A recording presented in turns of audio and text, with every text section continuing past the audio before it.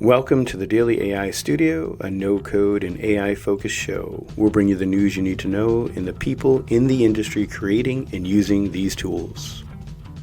All right, let's look at the news for February 27th, 2026. Notion is putting out custom agents or going further with it. Again, Notion just keeps cranking in the features here for not just AI, but making it very approachable for a normal user in Notion. I gave it a look earlier today, attempted to use it to generate the news. Actually, let me read their segment. Notion launched custom agents February 24th, fully autonomous AI teammates that run 24/7 without manual prompting. You describe a job, set triggers or schedule, and the agents handle it. They integrate across Slack, Figma, Linear, Mail, Calendar, custom MCP servers. Early testings create over 21,000 agents. Free through May 3rd. Oh, nice, May. So yeah, again, if you're a business owner or just trying to be a creator like myself, any help you can get to generate or research or just assist you is great. And when it's this easy to use, and honestly, right now, Notion is in many ways my database of choice as I try to centralize content into something. So yeah, give that a try with Notion Custom Agents.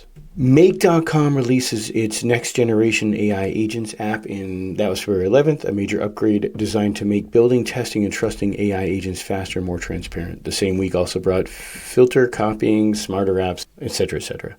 So more agent news. Yes, there's going to be a lot of it. Make is just doing a good job at creating that user interface to build and manage agents. It just shows you how new this really is, that companies are still trying to figure out how to do this. So interesting progress at Make.com to create these agent interfaces for us to use. This is a really exciting one, and this is a good video here. AI with Surya. He covers Google Opal's adds agentic workflows. Google added a new AI agent to its Opal workflow February 24th, powered by Gemini 3 Flash. Non-technical users can now build interactive automated workflows using text prompts. The agent autonomously plans tasks and selects tools like Google Sheets. Google is positioning Opal to compete directly with Power Automate and Zapier by embedding deeply into Google Workspace. Like a lot of this stuff with Microsoft I'll mention later, if you're in the Google Workspace, this is a hard one to resist, especially with the email. But more importantly, Opal making these mini applications that you can now do more manual edits, complex edits if you want to or not. Build these agents. It's really just, again, another way to empower you as a person to generate or help in work, whatever you're doing. For me, it could be looking through email for potential Upwork or job postings, sponsor requests, things like that. You can just start seeing how all these little tools are easier and easier to use. And I don't know if there's a fee for this. That's another good question there. Google Opal, another product worth looking into. Zapier X, Twitter integration returns. Zapier's February product update includes the return of X integration. The platform also continues expanding AI-first direction with AI Copilot interfaces and AI Enrich in tables and shareable MCP servers, which is actually pretty cool, MCP servers. For this one, though, anytime you can integrate with X, it's good. Not just to generate what people would call slop, but just to help automate the detail work that a lot of us do every day to put content out that hopefully isn't slop. So yeah, it's great that's back and working. NoLoco Agency Operating System. NoLoco launched a dedicated agency operating system, a unified platform for agencies to manage projects, teams, clients reporting in one place. It includes a built-in CRM, project and task management with time tracking, AI, and workflow automations. Branded client portal for progress tracking and approvals, pre-built agency templates. Integrates with 40 plus tools, including HubSpot, Slack, Stripe, and Airtable. I spoke with Dara McKay, the CEO of NoLoco, today about this and other things going on. To me, this was a shocker because it's the evolution of these products where, like, instead of saying, here are these building blocks for no code to build something, they're saying, we built it for you, go use it. And when you're in this industry and you see these repetitive things people are building, that's where we create the next level of already built solutions. If you think about it, NoLoco was a product of someone who was building software saw repetitive things being built and decided to make blocks out of it. And now the next evolution is seeing these blocks and then seeing what people are making with them and then making the next evolution of that just being done and ready to go. So if you can just put these products out there for your customers and help them use it, it's a win for everybody. I really liked one of the quotes as the focus is for businesses, not the tooling, but the job they're trying to get done. And so building your tools and things like that can really shift the focus in a negative way. Having it like this, having it so flexible, unlike a Basecamp, which is not flexible, is a big break as well. All right, now for a quick ad break that helps support the channel, and then we'll be back to the news. Quick note, ads like this support the channel, and I only feature products I actually use. You'll see affiliate link below and on the screen. This one's for Granola, the notepad with AI.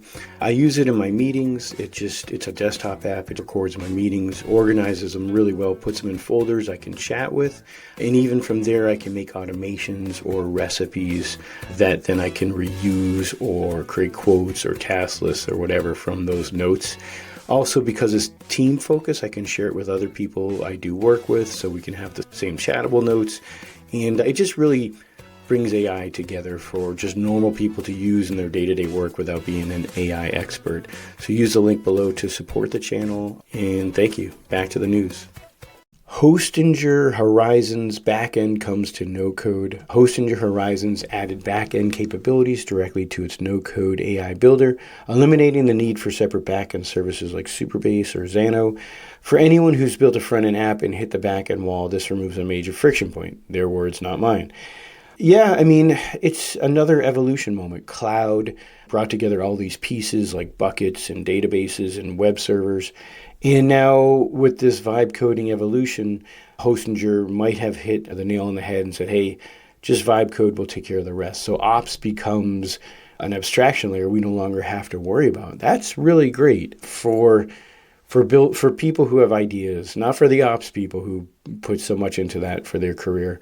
That eliminates a lot of entry-level ops, and that's okay because that's very expensive, and it can really get in the way of just a small idea that could save a company a lot of time and money. Anthropic Cowork Desktop, really worth checking out in PowerPoint integration.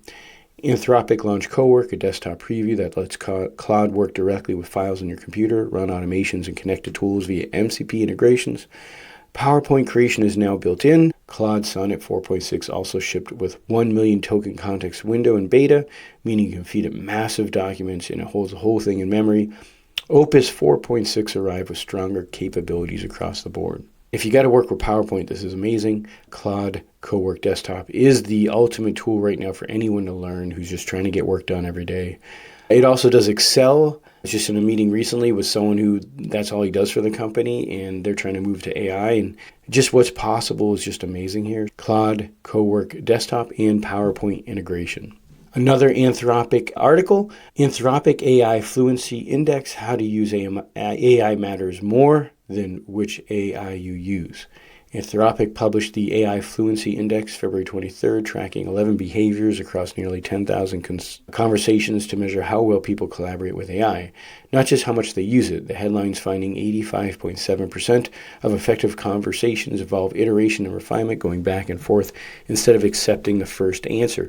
Iterative users are 5.6 more likely to question the model's reasoning. The uncomfortable stat, only 3.1% of users question the code, documents, or apps AI produces for them. Anthropic frames the next digital divide as AI fluency.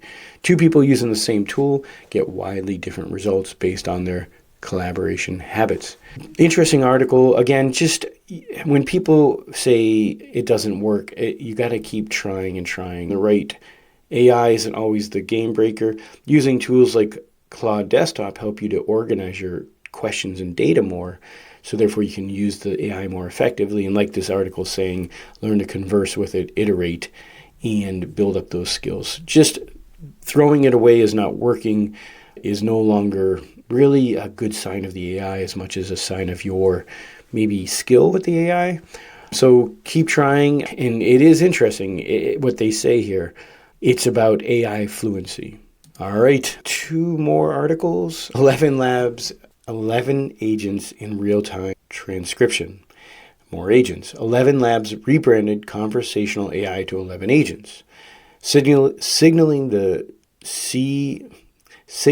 see voice AI as more than just text to speech.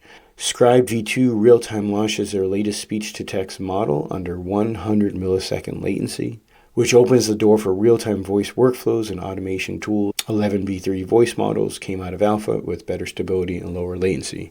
Great stuff. From the standpoint of what I see out there for businesses, when I call local restaurants and they're too busy to answer, or all the times I need work around the house and companies can't answer because they're too busy, but they could use that work or help be organized more because they get the call and the call is processed and scheduled without anyone having to do anything. Or the barbershops I go to that have the phones ringing and someone has to stop the haircut to go answer it. If this technology gets this easy for small businesses to implement, then that's awesome. So it's really cool to see this technology catch up to what the vision was over a year ago. So it's really neat. And ElevenLabs just doing interesting stuff. The last one is more of a creative angle. It is Sonauto. Sonauto is a free AI music generator, which might not be around too long. It's just breaking all the rules. It turns text prompt into fully produced songs with vocals, instrumentals, and lyrics. Simple mode lets you describe what you want in plain English. Advanced mode gives you control over style, beats per minute, and custom lyrics. It also does stem separation in painting, or replace just a section of song, and extending tracks. That's cool. Founded by 2 Cornell grads, backed by Y Combinator, and you own the music you create, even for commercial use. So really interesting, worth checking out what you can make. It's just mind-boggling. So give it a go.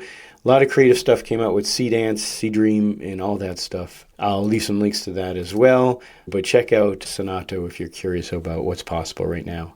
All right, that's it for the news this week. I'll see you hopefully next week with this new format where it's easier to produce. Thank you.